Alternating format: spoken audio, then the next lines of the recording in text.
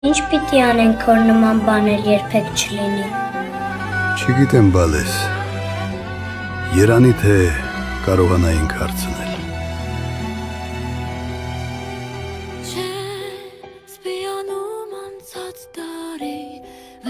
Կարդացեք մեր գրական գործերը։